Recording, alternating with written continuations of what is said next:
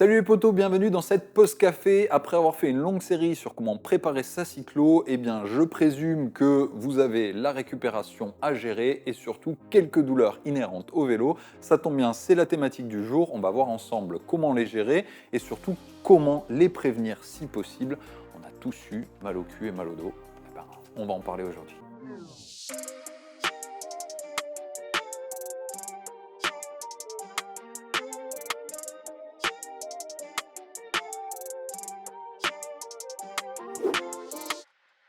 Comme d'habitude les potos, lorsqu'il y a une inclusion de produits dans une vidéo, vous avez l'habitude maintenant, je vous mets ce petit message qui apparaît. Je ne suis pas rémunéré sur la vente de produits. En tout cas, aujourd'hui, je vais vous montrer les produits marathoniennes que j'utilise pour ma récup perso. Voilà, donc commençons par le premier aspect, les douleurs musculaires. Musculaires, ce sont les plus classiques. Quand on a mal aux pattes après avoir fait du vélo, en général, c'est plutôt un bon signe. Ça signifie qu'on a forcé et qu'on est en train de progresser. Néanmoins, il y a certaines douleurs musculaires qui peuvent être évitées, lissées ou tout du moins dont on peut récupérer plus rapidement pour pouvoir remettre une charge d'entraînement par-dessus. Donc, typiquement, l'alimentation et l'hydratation font partie des éléments dont il va falloir se préoccuper. L'hydratation en particulier lorsqu'on a affaire à des crampes. Et oui, les crampes sont des douleurs musculaires qui peuvent être évitées.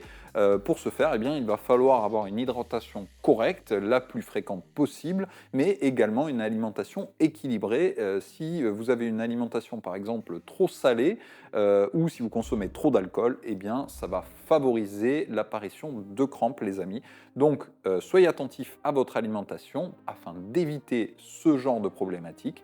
Lorsqu'on parle en revanche d'une douleur musculaire plus classique, douleur aux jambes après avoir forcé, c'est assez logique et assez imparable malheureusement, eh bien pour en récupérer, il y a plusieurs solutions, notamment les étirements et le yoga qui sont un b.a.-ba. Je sais, on est en général très feignant lorsqu'il faut faire des étirements ou sa petite séance de yoga pour récupérer, mais croyez-moi, c'est le plus important. Pour avoir comparé des stages et des semaines de vélo avec massage ou avec étirement ou les deux, l'idéal étant évidemment les deux, mais pour moi, les étirements sont encore plus efficaces que le massage. Donc, clairement, à mettre en tête dans votre liste. Lorsque vous avez la possibilité, évidemment, le massage et l'automassage sont un complément indispensable aussi pour récupérer le mieux possible.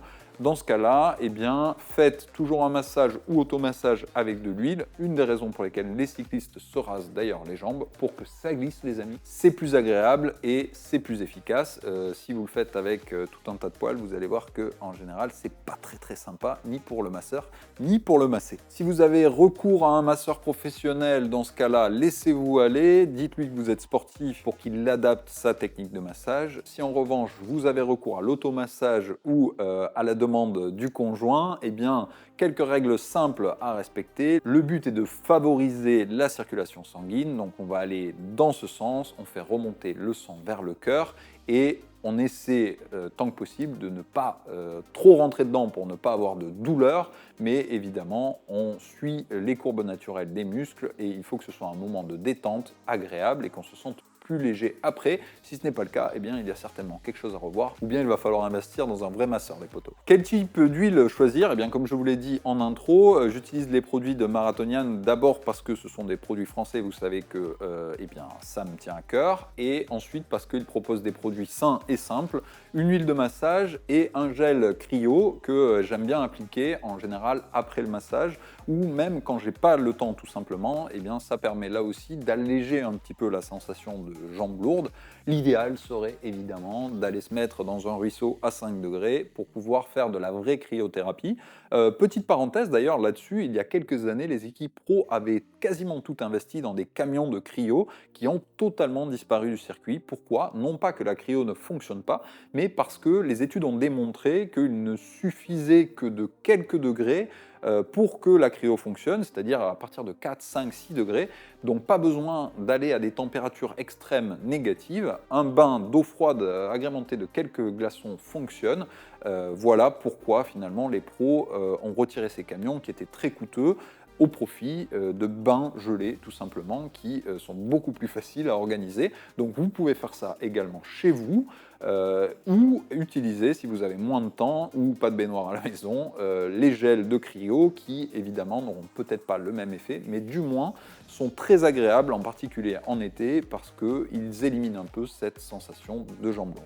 Dernier point, vous pouvez également investir, si vous êtes vraiment passionné, dans les bottes de compression qui simulent finalement un petit peu un massage en compressant votre muscle et en faisant remonter, on l'a dit, le sang vers le cœur. C'est toujours un peu le même principe du massage. Donc faire ça plus un massage, on peut en débattre. En tout cas, ça peut être aussi un bon investissement si vous êtes tout seul à la maison et que l'automassage n'est pas franchement votre truc. J'ai beaucoup d'amis triathlètes qui les utilisent, qui m'a permis d'ailleurs de les tester. Perso, un bon masseur, c'est quand même un cran au-dessus à mon avis. D'ailleurs, là aussi, petite parenthèse d'évolution des pratiques. À mon époque, on utilisait beaucoup l'électrostimulation, le fameux Compex, qui a été progressivement remplacé par ces bottes de compression. Donc dites-moi en commentaire si vous êtes des adeptes encore de l'électrostimulation. C'est vrai que chez les pros, on en voit de moins en moins au profit de ce genre d'outils. Donc voilà, chacun sa pratique, mais je suis assez curieux dans ce cas-là de savoir ce que vous en pensez.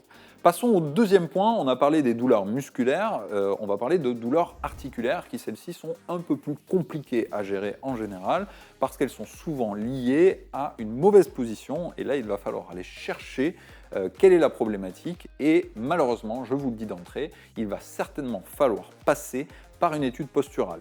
Quelques cas de figure où on n'a peut-être pas besoin de tout revoir. Posez-vous la question de ce que vous avez changé dans votre position récemment, éventuellement les chaussures, les cales, qui sont les premières causes en général de douleurs au genou, avec la hauteur et la position de selle. Et oui, ce sont nos principaux points d'appui, avec évidemment l'avant sur le guidon, mais ce sont ceux qui vont générer le plus de douleurs articulaires au niveau des genoux, très souvent à l'avant du genou ou à l'arrière. Ça peut signifier que vous êtes trop haut ou trop bas sur la selle. Donc si vous avez par exemple dû démonter votre tige de selle pour transporter le vélo lors d'un événement, puis la remonter et la redémonter, il est possible que vous ayez légèrement fait varier votre hauteur sans vous en rendre compte. Quelques millimètres, selon la sensibilité de chacun, peuvent générer des douleurs.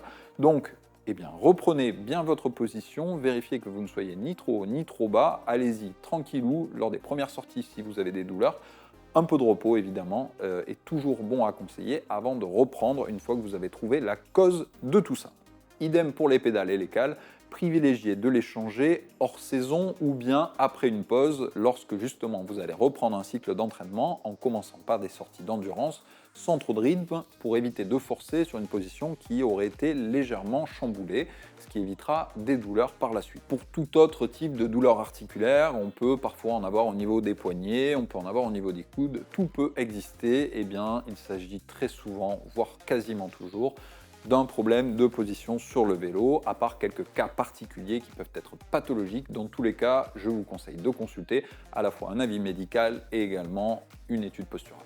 Et enfin, les derniers, c'est peut-être les premiers, c'est d'ailleurs certainement les premiers qu'on a tous expérimentés, ceux liés au frottement.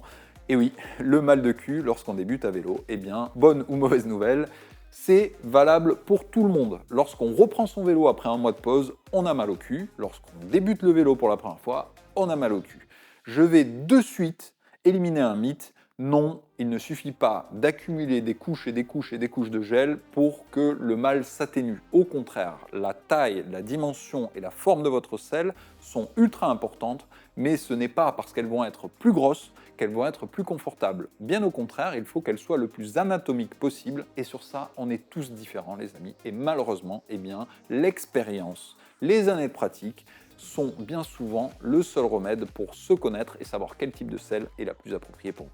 Vous allez en trouver des courtes, des longues, des évidées au centre, souvent appréciées par les hommes, que ce soit psychologique parce qu'ils ont l'impression de moins appuyer sur leur périnée ou réel, peu importe.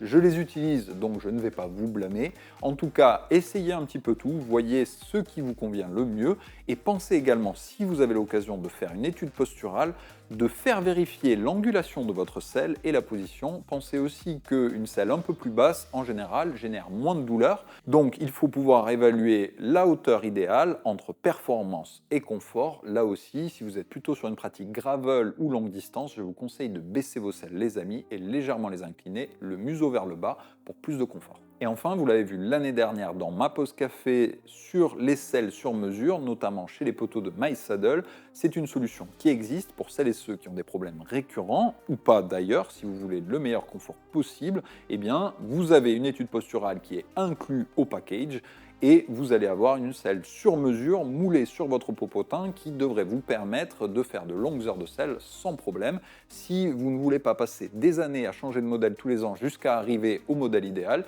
eh bien en effet, ça peut vous faire paradoxalement économiser de l'argent et surtout beaucoup de temps. Donc c'est une solution à considérer, surtout encore une fois, si vous êtes un cycliste qui fait de très longues heures de selle, donc de l'ultra-distance, du gravel ou du voyage à vélo, c'est une solution que je vous recommande. Enfin, tous les points de contact peuvent être sujets à des douleurs. On pense notamment aux pieds. Et oui, en été, il est fréquent que les frottements provoquent une surchauffe au niveau des pieds. On a tous connu un peu cette sensation-là. Il faut commencer par se poser là aussi la question, est-ce que j'ai les bonnes chaussures? On a tous envie d'utiliser le modèle à 300 balles de Mathieu Van Der Poel avec des semelles ultra rigides en carbone parce que c'est beau, parce que c'est stylé, parce que c'est racing et parce que c'est MVDP. Mais les amis, clairement, posons-nous la question, est-ce que c'est le modèle le plus adapté pour nous? Eh bien, très souvent, non, parce que c'est des chaussures qui sont peu confortables, mais très performantes, bien qu'il y ait de gros efforts sur le confort fait par les fabricants. Elles sont adaptées aux coursiers qui, eux, dépassent rarement les 4 heures de course. Encore une fois, si vous êtes là pour voyager à vélo, essayez de trouver un modèle plus adapté. Très souvent, les modèles de VTT, d'ailleurs en combo avec les pédales de VTT, sont les plus confortables. Je vous recommande là aussi d'essayer plusieurs modèles et de ne pas tomber dans je veux du premium et du racing à tout prix, car c'est souvent aux dépens du confort. Là aussi, il existe des baumes qui peuvent atténuer ces frottements, en particulier en été. Pourquoi pas les tester? J'avoue, c'est un aspect sur lequel je souffre assez peu, donc j'ai peu de retour d'expérience là-dessus. En tout cas, là aussi, Marathonian en offre un, qui, je le sais, est beaucoup utilisé par les triathlètes, notamment pour la course à pied, mais pourquoi pas tester en vélo si vous souffrez de ce genre de frottement. Voilà les potos, quelques idées. Évidemment, on va parler beaucoup de douleur, peu de récupération. La première chose à faire lorsqu'on a terminé un objectif, eh bien, c'est s'auto-récompenser et surtout lâcher un peu de lest les jours, voire les semaines qui suivent avant de repartir sur un cycle. Parce qu'il y a les douleurs physiques, mais il y a aussi les douleurs mentales. Il faut pouvoir récupérer de tout ça avant de forcer à nouveau et surtout de générer de la frustration pour prendre du plaisir. C'est l'essence de notre sport, les potos. Dites-moi en commentaire quelles sont vos techniques pour mieux récupérer et puis on se retrouve très bientôt pour une nouvelle pause café.